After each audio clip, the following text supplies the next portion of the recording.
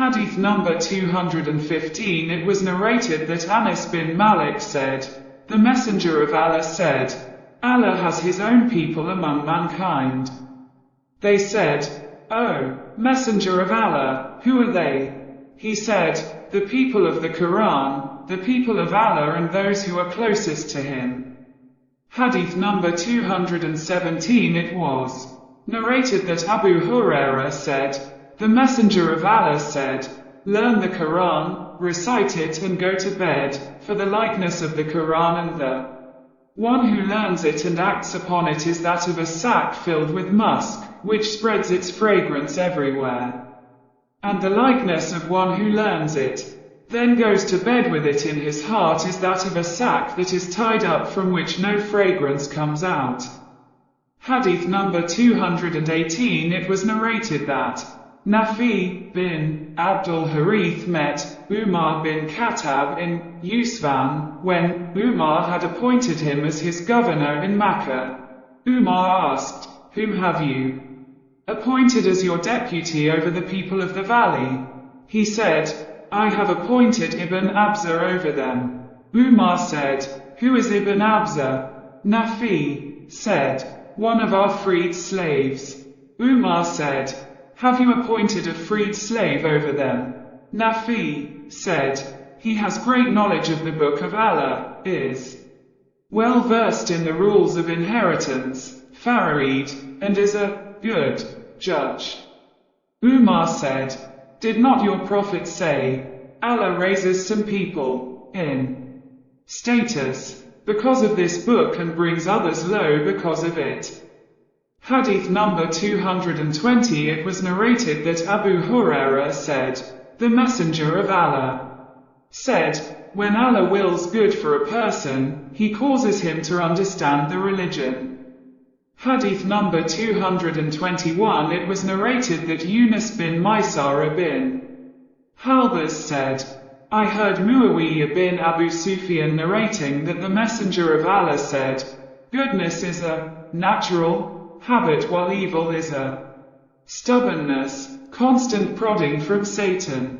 When Allah wills good for a person, he causes him to understand the religion."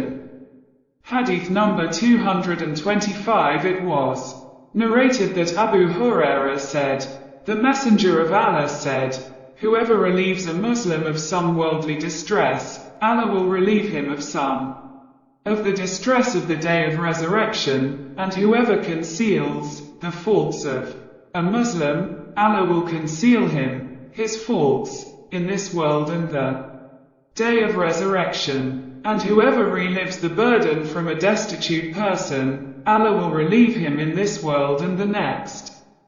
Allah will help his slave so long as his slave helps his brother.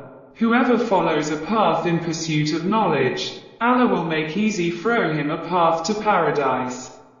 No, people gather in one of the houses of Allah, reciting the Book of Allah and teaching it to one another, but the angels will surround them. Tranquility will descend upon them, mercy will envelop them, and Allah will mention them to those who are with him. And whoever is hindered because of his bad deeds, his lineage will be of no avail to him.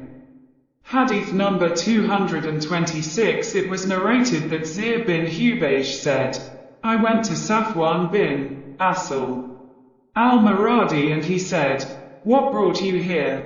I said, 'I am seeking knowledge.' He said, 'I heard the Messenger of Allah say, there is no one who goes out of his house in order to seek knowledge, but the angels lower their wings in approval of his action." Hadith number 227. It was narrated that Abu Hurairah said, "I heard the Messenger of Allah say, whoever comes to this mosque of mine, and only comes for a good purpose, such as to learn or to teach, his status is like that of one who fights in jihad in the cause of Allah. Whoever comes for any other purpose, his status is that of a man who is keeping an eye on other people's property."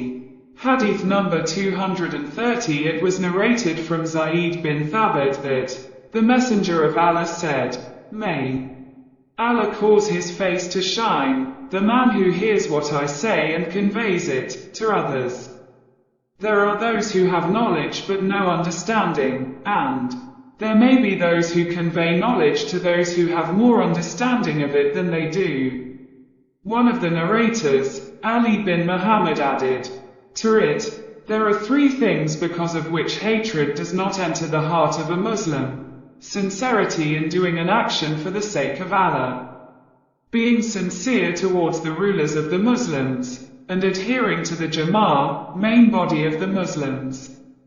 Hadith number 231. Muhammad bin Jubayr bin Mut'im narrated that his father said, the Messenger of Allah stood up at Kaif in Mina and said, may Allah cause his face to shine, the man who hears what I say and conveys it to others. There are those who have knowledge but no understanding, and there may be those who convey knowledge to those who have more understanding of it than they do. Hassan, other chains with similar wording. Hadith number 232. Abdul Rahman bin Abdullah narrated from his father that the Prophet said, may Allah cause his face to shine, the man who hears a hadith from us and conveys it, for perhaps the one.